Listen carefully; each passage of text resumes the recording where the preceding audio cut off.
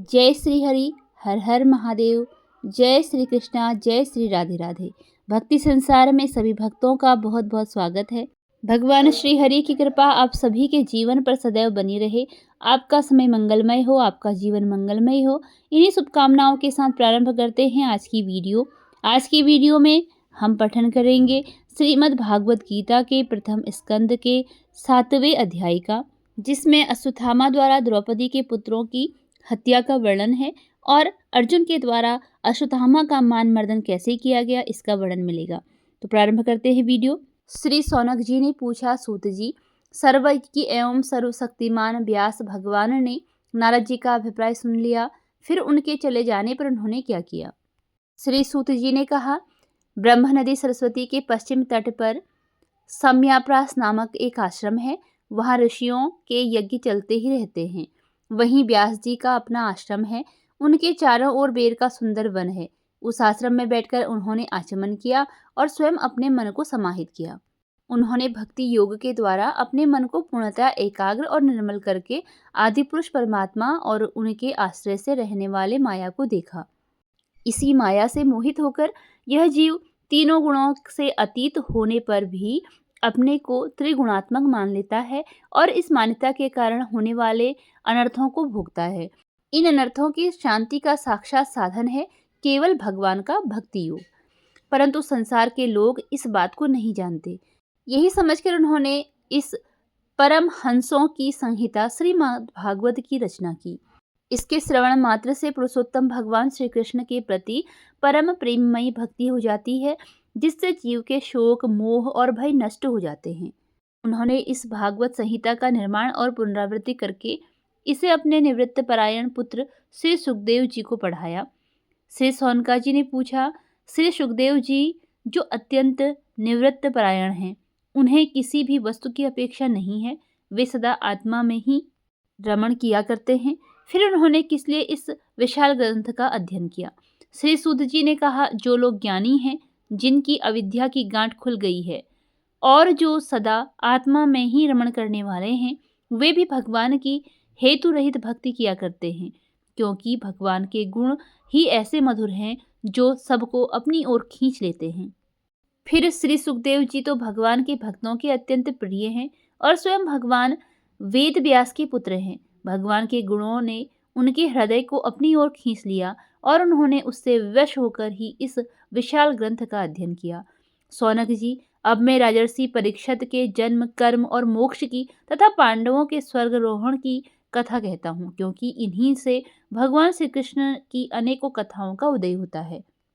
जिस समय महाभारत युद्ध में कौरव और पांडव दोनों पक्षों के बहुत से वीर वीरगति को प्राप्त हो चुके थे और भीमसेन की गदा के प्रहार से दुर्योधन की जांघ टूट चुकी थी, तब अश्वत्थामा ने अपने स्वामी दुर्योधन का प्रिय कार्य समझकर द्रौपदी के सोते हुए पुत्रों के सिर काटकर उसे भेंट किए। यह घटना दुर्योधन को भी अप्रिय ही लगी, क्योंकि ऐसे नीच कर्म की सभी निंदा ही करते हैं। उन बालकों की माता द्रौपदी अपने पुत्रों का निधन सुनकर अत्यंत दुखी हो गई।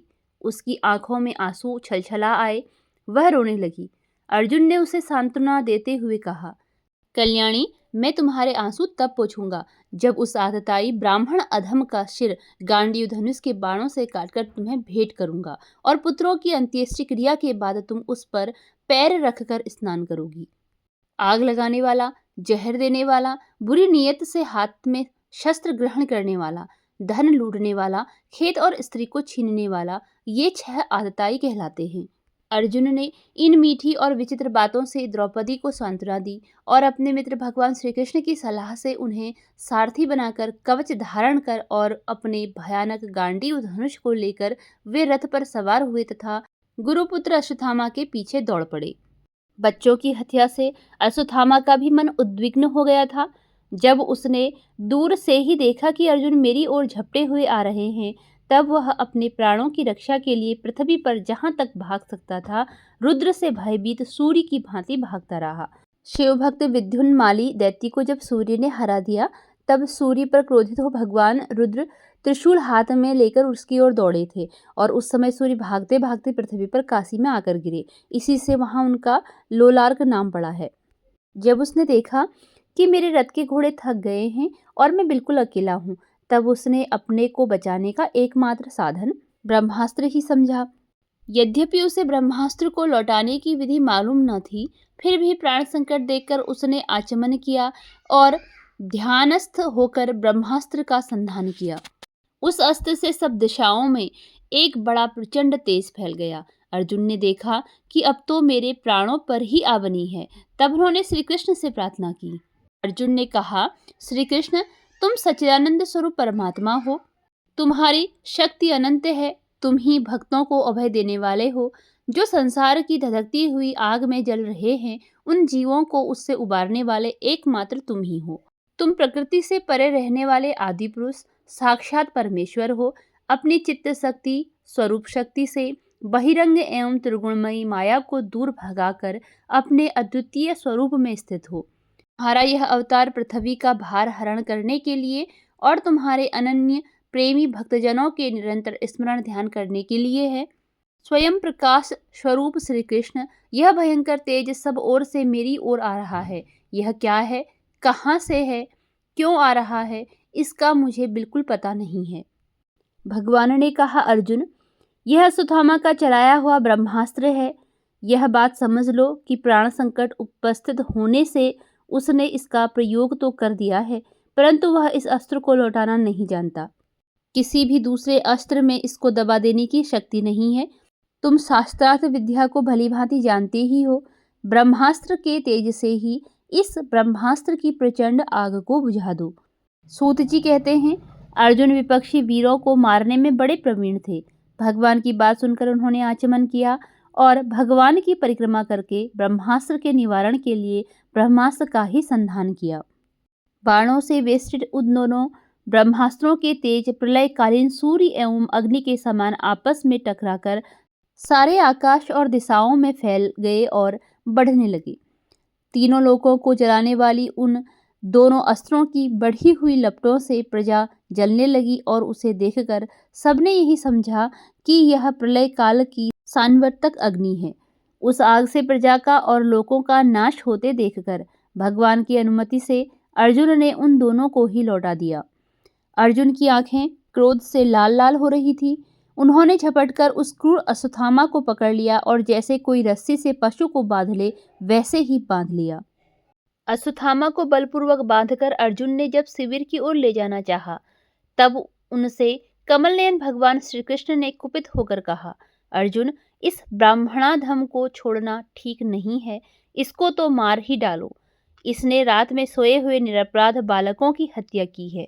धर्मवेत्ता पुरुष, असावधान, मतवाले, पागल, सोए हुए बालक, स्त्री, विवेक ज्ञान शून्य, शरणागत, रथहीन और भयभीत शत्रु को कभी नहीं मारते, परंतु जो दुष्ट और क्रूर पुरुष दूसरों को मारकर अपने प्राणों का पोषण करता है, उसका तो वध ही उसके लिए कल्याणकारी है, क्योंकि वैसी आदत को लेकर यदि वह जीता है तो और भी पाप करता है और उन पापों के कारण नरकगामी होता है।